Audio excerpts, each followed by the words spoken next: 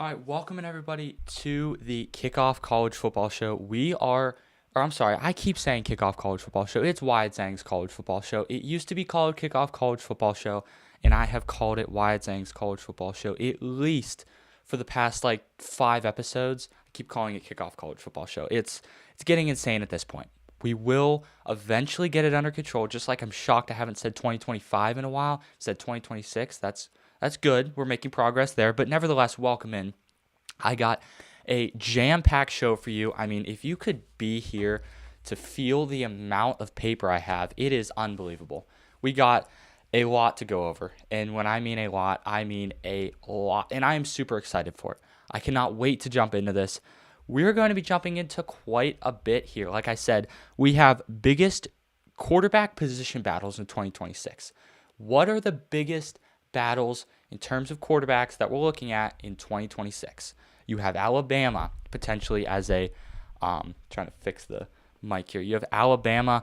They have quarterback situation going on there. You have Florida. You have Florida State. You have Nebraska. Those are some key position battles we're going to be going over. So that is number one. And then college football program rankings. That is another one that I really wanted to get into. People have been ranking their programs. People have been ranking head coaches. We're going to do that maybe next week. But yeah, we got a lot to jump into. We also have college football calendar issues. The calendar has dropped for the 12-team college football playoff in 2026 and 2027, and the Big Ten has gave us one of the worst ideas I've ever seen in college football, plus a Texas program check. We've been doing that segment for a while. Each episode we've done Florida State, we've done Michigan, Oklahoma State, and Florida. We're going to get Texas tonight, and then we're going to hit bowl predictions part 2. It's going to be a fun segment.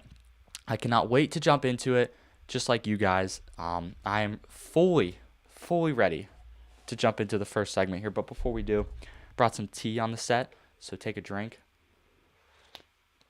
Sorry about that. Yeah, we are ready to dive right in. All right. College football quarterback position battles. What are the biggest position battles that are in college football right now in terms of quarterbacks? We're going to be going over that here in a second. It is, it's going to be a fun one. Of course, you have position battles. You have a lot of position battles. You have, of course, Alabama, for instance, has a position battle going on. And their position battle is one I've been keeping my eye on for a few reasons. Number one, Keon Russell versus Austin Mack. That is a fun matchup that I cannot wait to kind of just watch play out in terms of how good both of these quarterbacks are. So Austin Mack, Keon Russell. Russell is a lot younger than Austin Mack. I think Russell is, I want to say, a sophomore, and Mack is heading into redshirt junior year, I want to say. But Austin Mack is also more experienced when it comes to that. So, you could risk, Keon Russell maybe transferring next year if he doesn't get to play here. And most people think that Keon Russell is the future. Most people think that, all right, Keon Russell is our guy heading into 2026. He's our guy heading into 2026 and beyond, 2026 and 2027. And I would agree with you, I think, in terms of that. There's stats here on the screen. I'm looking on the screen here. I really like the height and the weight of these guys. 6'6" for Austin Mack, 235. That is absolutely perfect for a quarterback. And then you have 6'3", 194. That's also not bad. I mean, Keon Russell is a runner, so he's going to make the most of running the football. And then you also, Keon Russell is a former number 2 prospect. He is a excellent quarterback. Former number 2 prospect. So he's not like it's a guy that we've never really seen. We don't know what he can be. We know what he can be. We've seen him in high school, but high school's a lot different than college. We've seen him in some college games. I think he can do well. Mack played at Washington when DeBoer was there, so that's something to keep an eye on. When DeBoer was at Washington, Mack was also there. Now, that could mean that, DeBoer has a higher chance of, I guess, picking Austin Mack, but I think it's going to come down to talent, and it's a really close battle. It's really close. Now, when I make my decision here, who I think should play here, I'm going to go with Keon Russell because I think he's the future. But I think if Alabama wants to have the best chance of winning now, which I think is what they want to do, I think it's Austin Mack. So I don't even think I can make a decision on this one. I'm going to roll with Mack is your win now. Russell is your win in the future. Because I think Russell, with 1 year under his belt as a starter, I think his second year could be really, really, really plentiful. So give me Keon Russell as the starter, I think. But I think Austin Mack could take it as well. All right, what's the next one? We got Florida State. Florida State is between Ashton Daniels and Kevin Sperry. This is another one I'm keeping my eye on because I love both these quarterbacks. I love both of them. Now, again, there's talk about, Daniels played in the SEC. So Daniels has SEC type experience. And then there's talk, well, Kevin Sperry's younger. So Kevin Sperry's played in, he's just got that potential. Ashton Daniels is going to be a redshirt senior. I think he's going in his 6th year. I want to say fifth year. Sorry, I think he's going in his 5th year. Kevin Sperry's going into like his 3rd. He's going to be a redshirt sophomore or something like that. So you have that element. Again, Daniels was at Auburn, and a team that Florida State plays is Alabama. So Florida State will play Alabama. So that's a huge, huge advantage for Ashton Daniels, is the fact that they're going to play Alabama. And Auburn came close to beating Alabama 27-20 this past year, and Ashton Daniels was the quarterback. So Ashton Daniels is very, very experienced when it comes to that. It's such a close battle, but it's such a close battle. One of the things is Norvell also takes over play calling. That's another thing. So, again, Gus Malzahn retired as OC, so they brought in a co-offensive coordinator, but, Mike Norvell said, you know what? It's not going to cut it. I'm going to play calls or call plays. Wow, I said play calls. He's going to call plays like he did, I think, 2023 in that national championship run. We know what Daniels is. We don't know what Kevin Sperry is. That's something I wrote down is we know the ceiling of Ashton Daniels, and it's pretty good. It's not amazing, but it's pretty good. And we know what the kind of ceiling is for Kevin Sperry, but we don't know for sure. We know what he can be, but we don't know for sure. So when it comes to that, again, it looks like Daniels is going to win the job. But when it comes to Florida State's, position battle here, I think when it really comes down to it, I like the position of Ashton Daniels more. So with that being said, I'm going to go with Ashton Daniels here. Next up we have is Oregon. Oregon, you might be thinking, well, that one's kind of set, isn't it? Dante Moore's coming back. It's basically set in stone who's going to be the starter there. Yes, it's kind of set in stone. Dante Moore's probably the starter. Again, Dylan Real is there. They don't really project Dylan Real to be the starter. They kind of using him as like hey, let's wait and let's see. Let's wait and see. Let's let Dylan Real kind of marinate behind, Dante Moore, learn the system, and then he'll be good to go. That is a way to look at it. Another way to look at it is just raw talent. Dylan Real has got a ton of raw talent. Do you want to start him for multiple years? Again, it's pretty easy. Dante Moore's the starter. It's a simple decision. Real is the future. Dante Moore's the starter.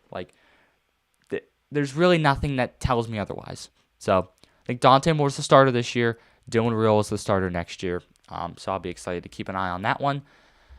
And next up, we got 2 more. Florida. Florida's on here for me. I think Florida, when you have Tramel Jones versus Aaron Philo, I really do love that combo. I like Aaron Philo from Georgia Tech. I'm keeping my eye on him. He sat behind Haynes King this past year. Like I said, I'm keeping my eye on what he can do. There's been questions around Aaron Philo. There's been questions around Tramel Jones. I think Tramel Jones is such an athletic guy. It's hard to pass on.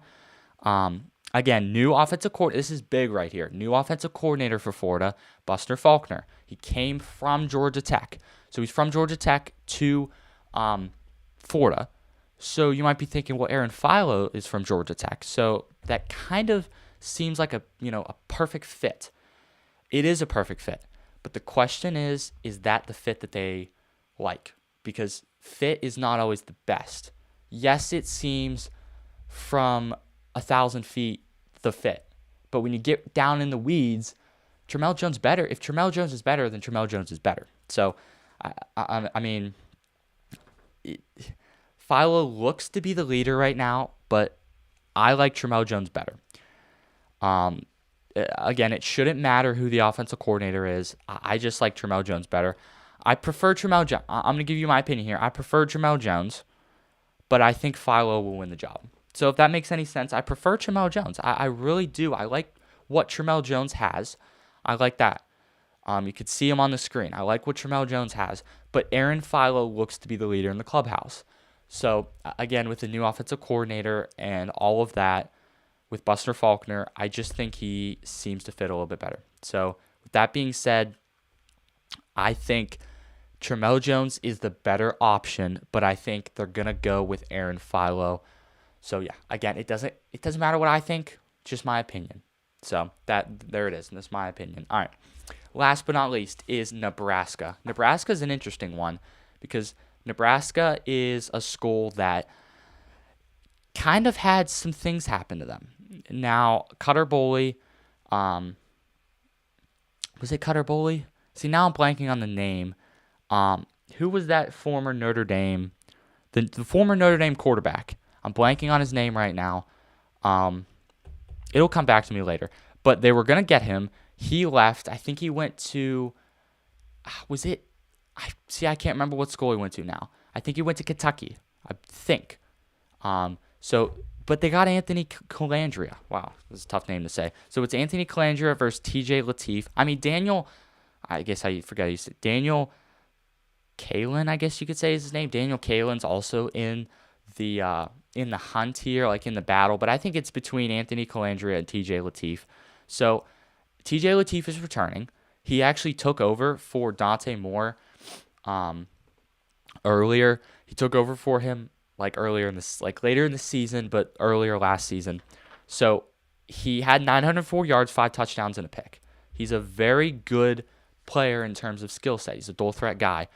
Anthony Calandria is from UNLV, like I said. When you look at TJ Lateef, he started 3 to 4 games last season. He's got the Nebraska experience under Matt Rule. I feel like it's Anthony Calandria's job. Now, whether he takes it or not is the question. Anthony Calandria is the guy that I think is personally better, and if he takes the job, I think he'd be better overall for Nebraska. Does he take the job, though? So it's going to be up to that. I feel that Anthony Calandria is the leader there, but again, there's no guarantee of that. I haven't heard anything out of Nebraska yet. We'll know come spring ball, but I haven't heard anything there. So yeah, that's kind of my full Anthony Calandria, TJ Lateef, breakdown. I like what TJ Lateef has. I really do. And I like what Nebraska has as a team. I'd love to do a Nebraska program check that we might even do next week. We might even do Nebraska next week. We'll see. But I really do love what Nebraska has as a team and what they're going to bring to the table. I just like where they're at so far right now. In terms of a program, the trajectory is heading the right way, even though they lost Dylan Riola. I think that was for the best at this point.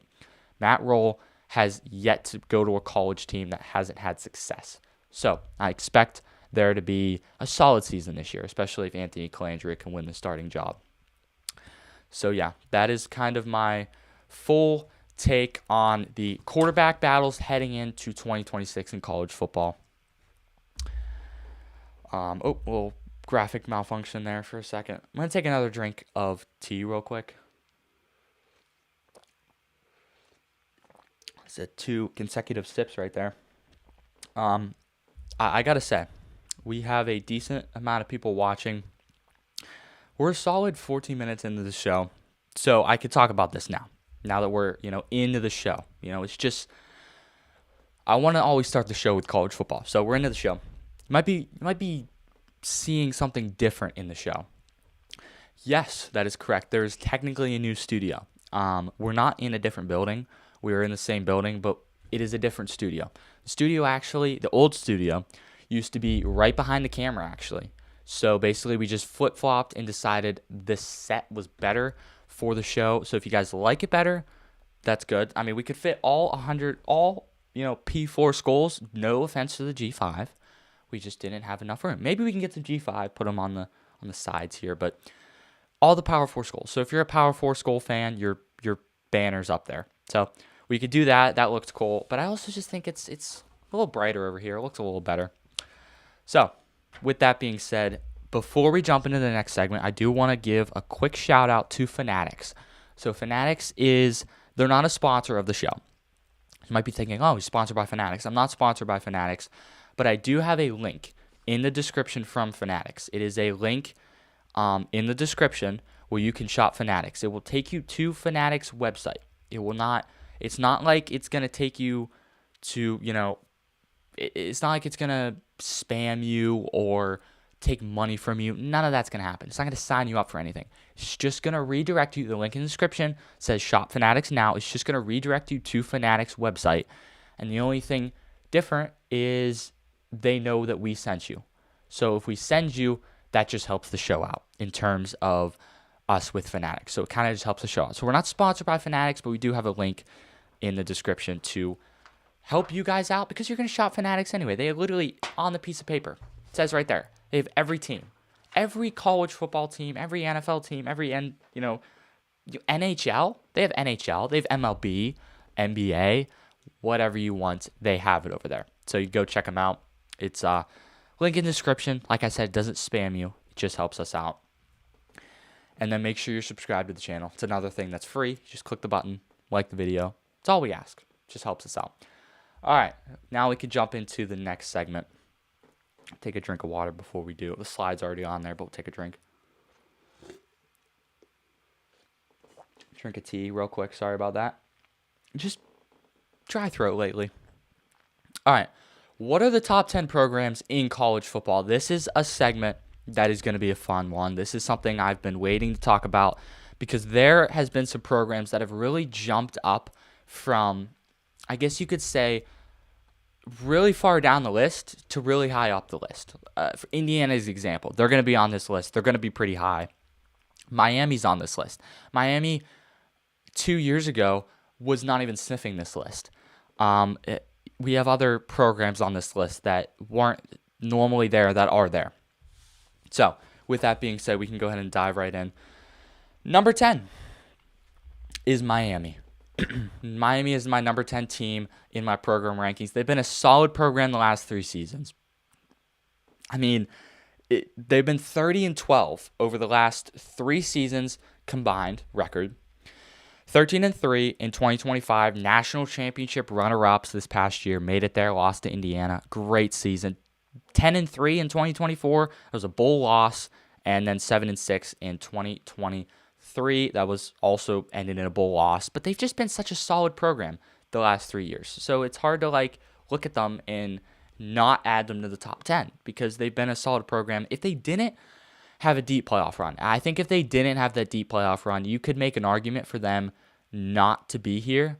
But the fact that they made that playoff run is a lot different. It kind of is what bolstered them up here. So with that being said, number 9 is Michigan for me. Michigan Wolverines. You might be thinking, wow, Michigan kind of hasn't done anything the last few years. That is correct. You would be correct. But if you look 2 years ago, 2023, I guess that'd be like 3 years ago. If you look 3 years ago, they went 15-0. They had a national championship. They went 8-5 in 2024, got a bowl win. 2025, 9-4 bowl loss. So they have a combined, what is it on the screen? 34-9 overall record. That is excellent. Now the past 2 years they've been subpar, so they haven't been anything great, but they gotta be on the list. I don't know how you don't add them to the list. Michigan's been such a solid program, so they're on my list at number 9. Like I said, it's impossible to not put them on your list. All right, number 8. Who do I have at number 8? Well, number 8 is Ole Miss. And you might be thinking, Ole Miss over Michigan? And yeah, I would 100% agree with you. Ole Miss over Michigan, because here's why. Ole Miss is 34-7 over the last 3 seasons. They've been so consistent. 2025, they were 13-2 and they lost in the Final Four. Excellent. 10-3 in 2024 with a bowl win. 11-2 in 2023 with a bowl win versus Penn State. So they've been winning games. They've won in the postseason. Success is a big thing that plays a role here. Recruiting is a big thing that plays a role here. Portal, which Ole Miss has been excellent at, is the portal. And just overall program success the last 3 years. So Ole Miss fits that description perfectly. They have AP poll finishes, number 3, number 11, and number 9. That's been in the top 11 the last 3 years. Excellent, like I said. Lane just left, but they still made it to the Final Four. That's the sign of a healthy college football program, in my opinion. I mean, 10-plus wins every season. They've just been excellent. They really have been excellent. Number 10 I have as Notre Dame. I think Notre Dame is one of the better teams in college football because of what they bring to the table. Notre Dame can be so good. And you never can, like, there's programs out there that are like window programs. Notre Dame's not a window program. Notre Dame's the type of team that is just going to contend every year. And it shows. The last 3 seasons, 34-7. 2025, they were 10-2 this past year. No bowl game. They refused to compete in a bowl game. 2024, they were 11-2, national championship runner-up, just like Miami. 10-3 in 2023 with a bowl game win. So yeah, they've just been consistent, like I said. They finished number 10, number 2, and number 14 in the AP poll, consistently top 15. Same head coach all 3 seasons, Marcus Freeman. And they're literally competitive every year. So there's never a year when Notre Dame isn't competitive, like I said. So that's why they're definitely on this list. I mean, they've just been competitive and so consistent the last couple years. All right, number 6. We're getting close to the top 10 or top 5. Number 6 is Texas. Texas is my number 6 program because you just go back to the last 3 seasons. 35-8. They were 10-3 in 2025 with a bowl game win over Michigan. 2024, they went 13-3. College ball playoff semifinal loss. 2023, 12-2. Semifinal loss. Total 35-8. They've just been so good. They've lost in the semifinals 2 out of the last 3 years, and they've won a bowl game the year that they didn't make the playoffs. So Texas is just such a consistent program. They've been solid, contending every year. The question is, can they get over the hump? That's what keeps them at 6 and not a top 5 program, is because they haven't yet to get over the hump of the postseason. That's the only thing that holds them back. All right, number 5. Who is number 5? Number 5 I have as one that could shock, and it couldn't. It's Alabama.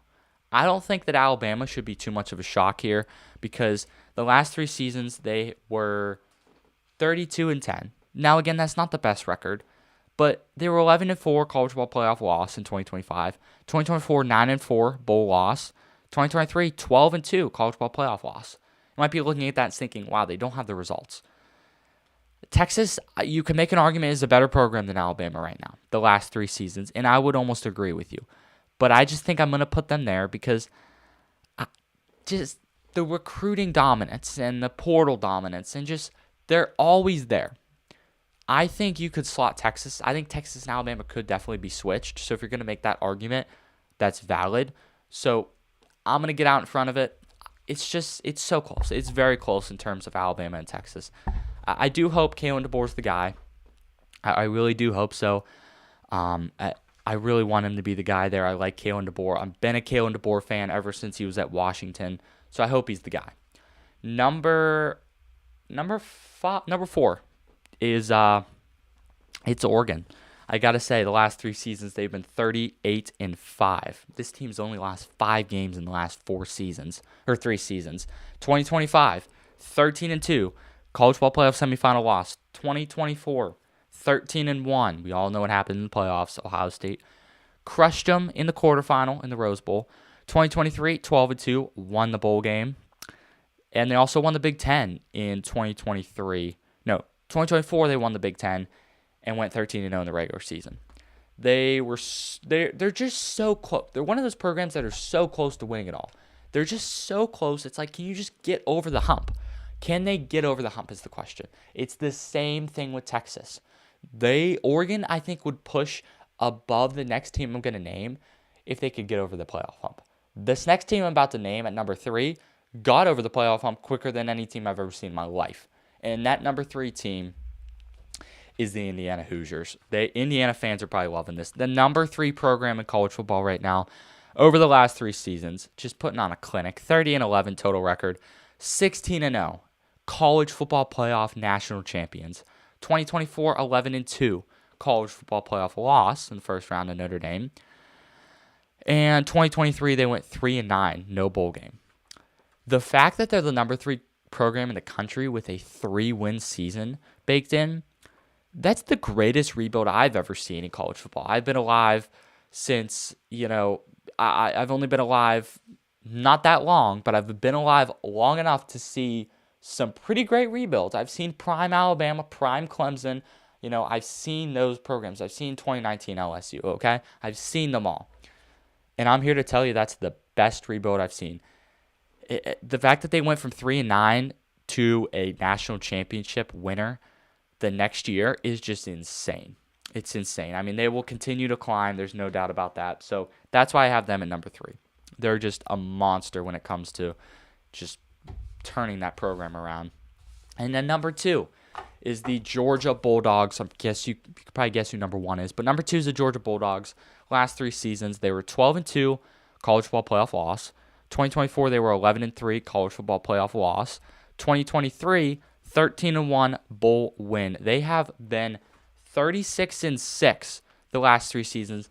They have had here's something that's interesting. I'm gonna mention this here. They have had the 3 seed 2 years in a row, and a bye week, and they're 0-2. So if you're a Georgia fan and you're like, man, we just can't get over the hump. It's getting annoying. We just can't get over the playoff hump these past few years. Just don't have the 3 seed. That's my best advice for you is don't get the 3 seed. Don't get a first round bye and you'll be fine. So, Kirby's just a guy that's just unbelievable. Multiple SEC conference championship wins in those seasons. Kirby will continue to win at Georgia. It's a given. I mean, Georgia's not going to win less than 10 games for a long time, I feel like. That's just my feeling on Georgia. All right, number 1 is none other than the Ohio State Buckeyes, to be specific. Last 3 seasons, 2025, they were 12-2 college football playoff loss. 2024, 14-2 national champions. And 2023, 11-2 with a bowl loss. And they also ended the Michigan debacle in the last 3 years. They ended that finally in 2025. Dominant team in 2024. I mean, they've looked like the most dominant program the last 3 seasons. There's not much more to talk about than that. I mean, Ohio State statistically and the way they look has been the most dominant program the last 3 seasons. There's no arguing that. I mean, there is. You could argue Georgia. You could. Georgia doesn't have a national championship. Now, this isn't alone, what have you won? Because I hate the type of people that say, oh, what have you won? Dan Lanning, James Franklin, what have you won? I just hate those type of people. But if you are one of those type of people, that's not the way to live life. There's better ways, I'm telling you. But yeah, I just think Ohio State's looked the most dominant. It's just my opinion. I just think that they've looked the most dominant. When you look at it, the final list of my top 10 is Miami at 10, Michigan at 9, Ole Miss at 8, Notre Dame at 7, Texas at 6, Bama at 5, Oregon at 4, Indiana at 3, Georgia at 2, and Ohio State at 1. That is my top 10 programs as of 2026. We will see you guys next year for that same segment. We'll see you guys next week for the show, but we'll see you guys next year for the segment. Show's not over, by the way. But yeah, we'll do that segment once a year probably. So yeah, that's my top 10 programs in college football heading into 2026 season. And yeah, like I said, the show is not over. We still got some stuff to get to, stuff to address, some business next. Some business. It's college football, but it's business. Again, all I'm going to say is the word playoff, and you'll know what we're going to talk about. Okay, before we get into that, I do want to jump into a quick shout out, and a quick shout out to Jay-Z's college football playoff predictor, or college football predictor, not playoff predictor. It could predict playoff games though. Jay-Z's, if you're sitting here thinking, what is Jay-Z's college football predictor? There's a link in the description to follow them on Twitter. What they do is they basically have a prospect predictor and a game predictor. So what you do is if you can hit them up and you can say, hey, predict this. What's the outcome for this game? What's your predicted spread? What's the over-under do you think for this game? What do you think the score is going to be? They have a internal program that will spit out numbers, and they will basically predict the game. The first time they started this they predicted the Ole Miss Miami game 100% correctly. They predicted 31-27. The score was 31-27 and had Miami winning. So that's just how accurate it is. There's so much data in it, unbelievable. So they post on Twitter, they post, prospect, outlooks, game outlooks. It is awesome. They are what creates the WI ratings, which is a rating system we do during the season. It's purely rating you off of your ranking and your stats, basically, the season. So it's very statistical. But yeah, they are the ones that create it. They spit it out. It's their model, internal model, and they spit it out. It creates the WI rankings. So the link is in the description to follow them on Twitter/X. It is worth it. They are a very good at what they do. Again, I'd love to have them on the show maybe so they can talk more about what it is, and you can talk about kind of what they do. It's awesome. It really is awesome. Follow them on Twitter. Jay-Z's College Football Predictor. Links are in the description, by the way. So yeah, you can follow them there. All right. We can hop into our segment real quick before we just have some business to address in terms of the college football playoff. Let's jump right into that right now. All right.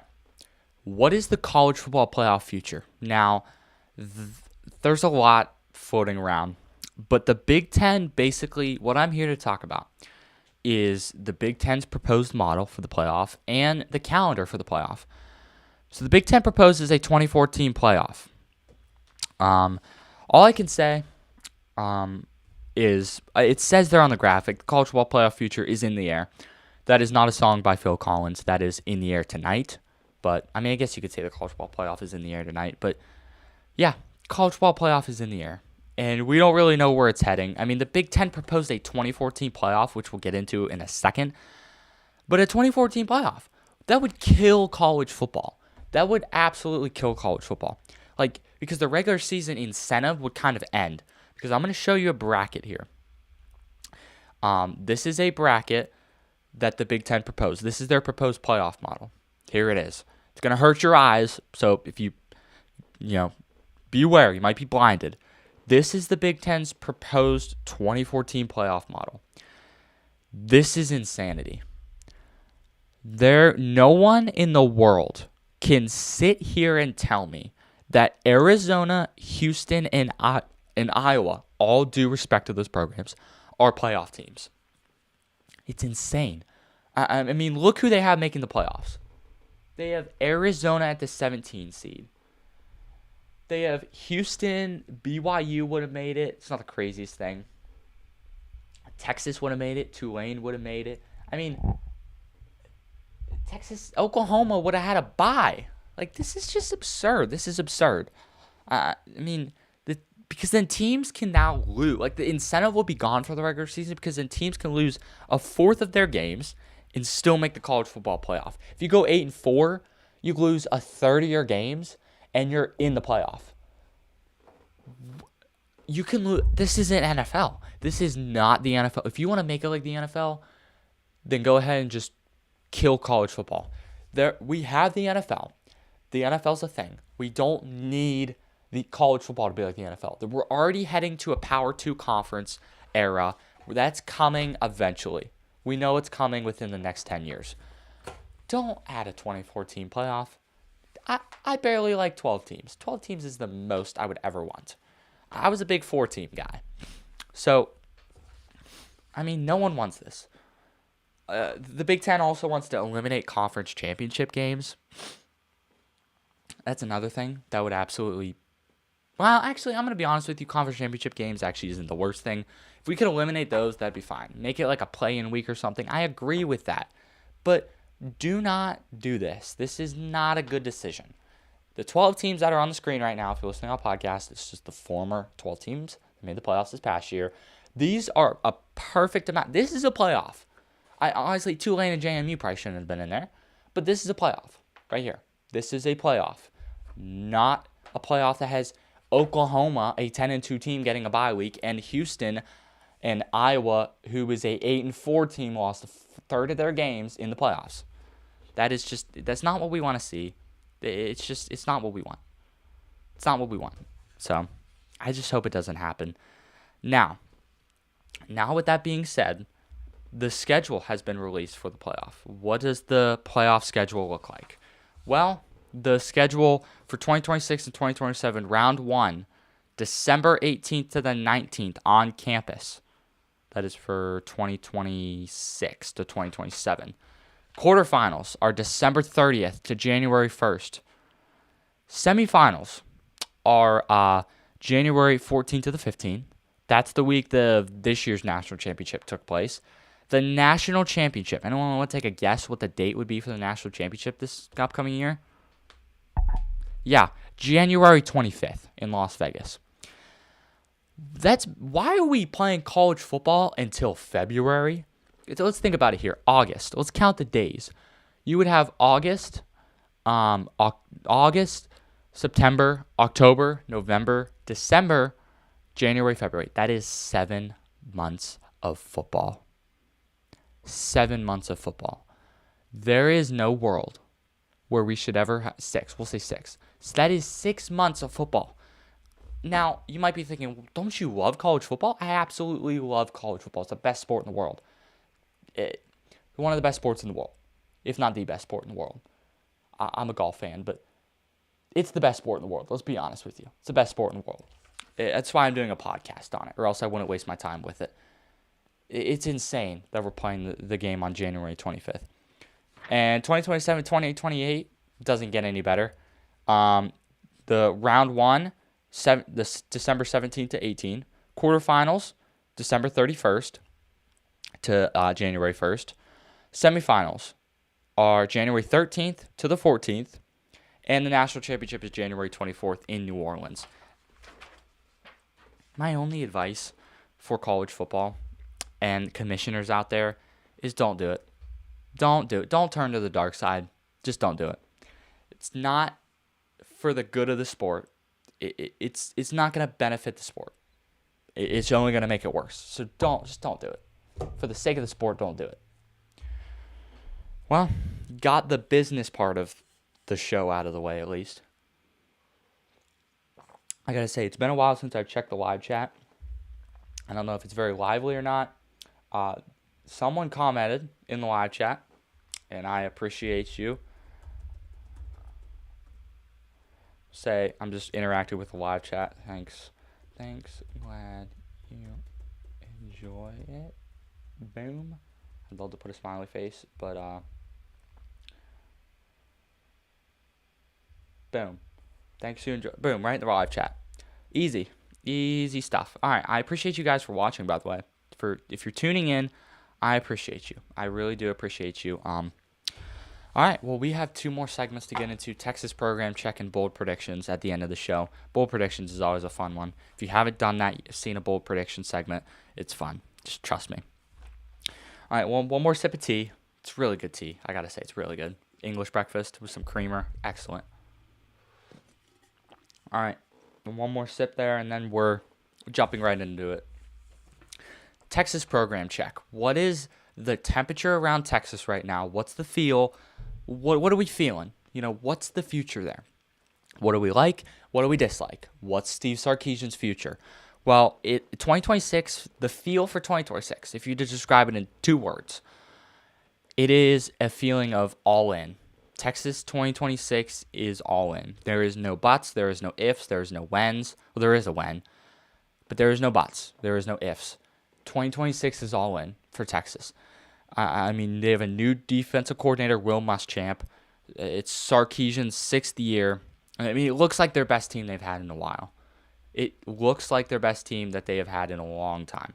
I mean, when you look at Steve Sarkisian, this is his career summary. This looks like the best team he has had in a while, if ever, at Texas. When you really look at what they brought in, a slide will come up with their portal players they brought in. I just think it's Texas. I just think this is the Texas season. This is their real chance at a national championship this year. I mean, their recruiting rank was 7th this year. Their portal rank is 3rd. They're just solid. They're a solid team. They've maintained high-level player recruitment. They're just so solid every year. So Texas's program check is just get over the hump. We need to be all in. That is what Texas is, that's their program right now. That's their feel is, can we just be all in? Can we finally get over the hump and be all in? That's what Texas is feeling like right now. And I think that they got a shot. I do. With this schedule, it's tough, but it's not impossible. There's no Alabama. There's no Georgia. I will show it in a second. There is an Ohio State. But, Texas, multiple SEC championship game appearances. They just can't get over the playoff hump. What does 2026 look like? Like I said, the fan base wants playoff success. And it's totally valid. They're similar to Oregon. The fan base wants success. And I think that they deserve it.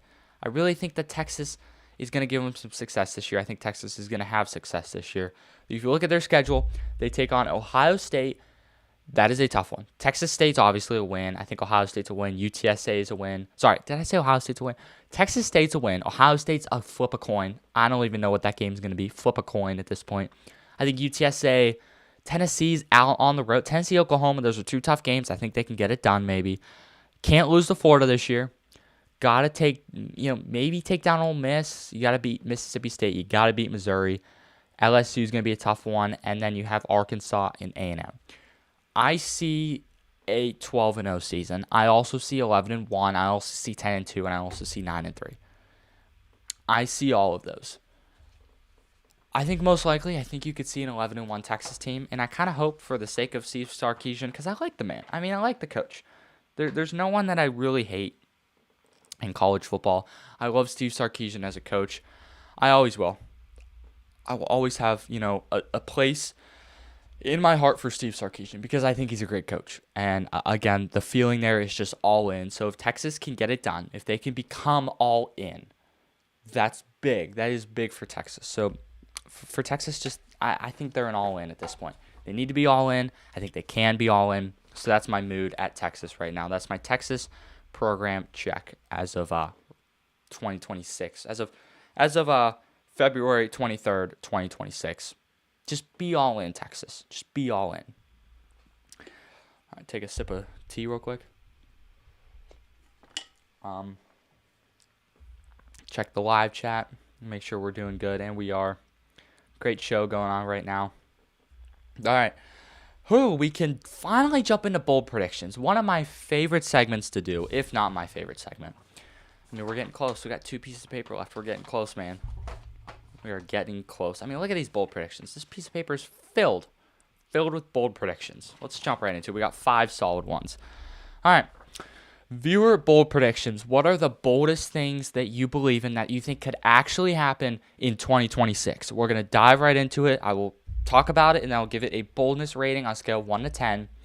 And yeah, we'll see. We'll see how bold your prediction is. Starting off with number 1. This is from Bryant. He is from Bryant at Bryant Game Time Podcast. He actually has a podcast. I've gone back and forth with Bryant before talking. Maybe gonna get him on the show. Hopefully we can get that soon. I've just been so busy lately. I barely got the show going actually. Been so busy. I have a couple other people I'm planning on getting on the show, but I plan on maybe getting him on the show as well. He wants to come on the show, kind of help each other out, get on each other's shows there. But his prediction is Ohio State will miss the playoffs and Penn State will make the playoffs. That is bold, my friend. That is pretty bold, but it's not impossible. It's not impossible. I'm going to tell you why. Ohio State has one of the toughest schedules in college football. The toughest schedule, I think, in college football.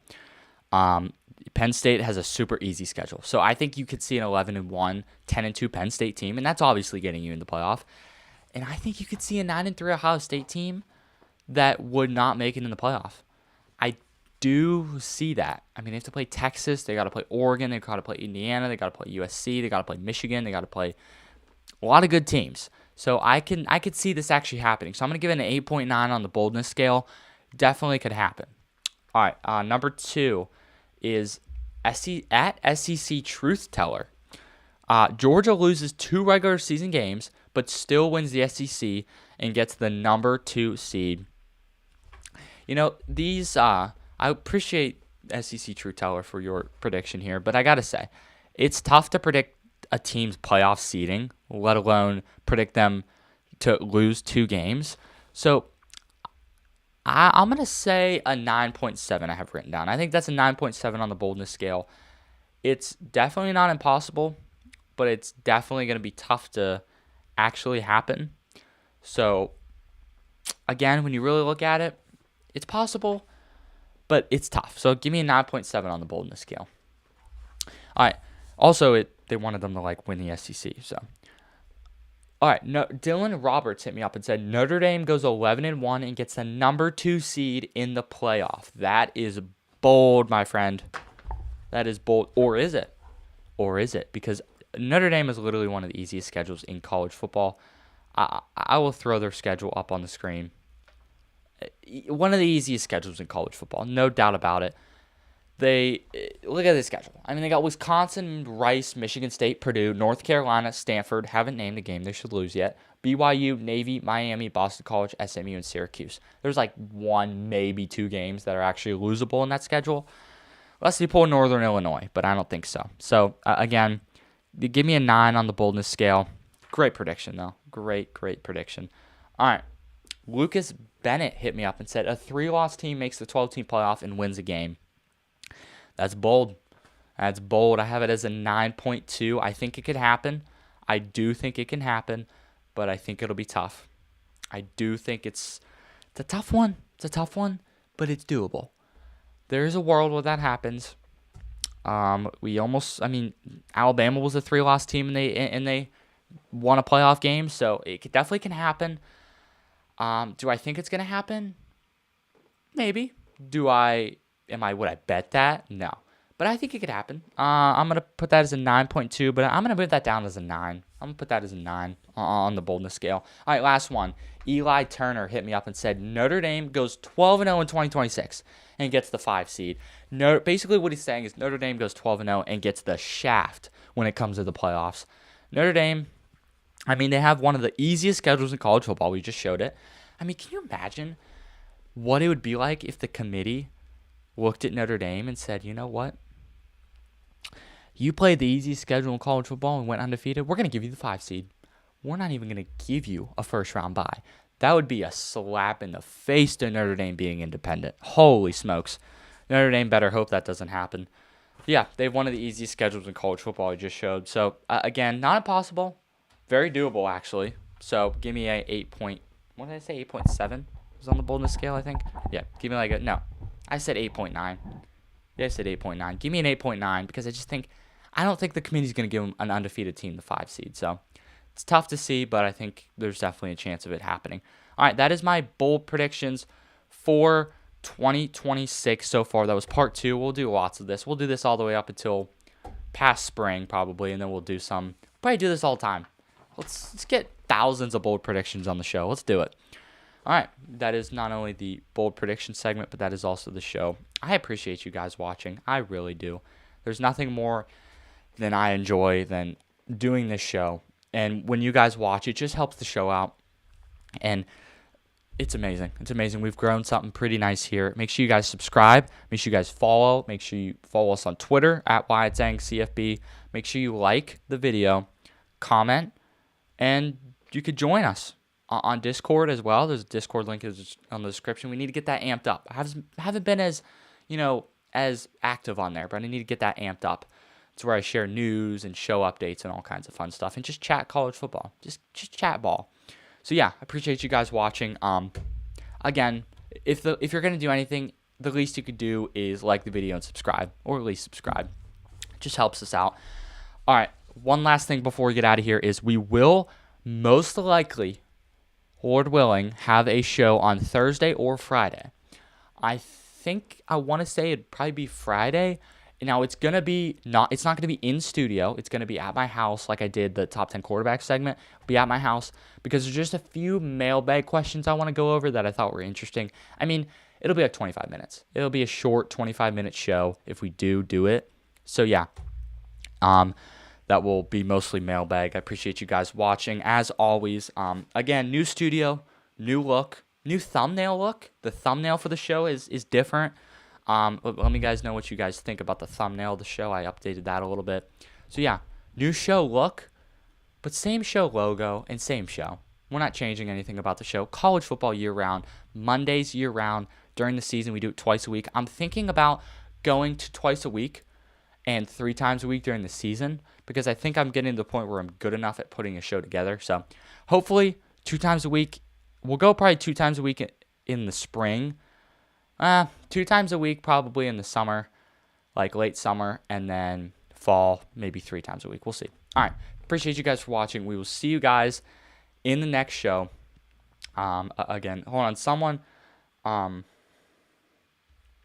live active in the live chat real quick. But yeah, I appreciate you guys for watching. Thank you so much. I appreciate every viewer. Make sure you guys like the video. Make sure you subscribe. And we will see you guys next week, Monday. Actually, we'll see you guys Thursday, most likely. Let you guys know if that changes. We'll see you guys Thursday back here on the channel at 7 p.m. Eastern time. See you guys then. Have a great start to your week, and God bless.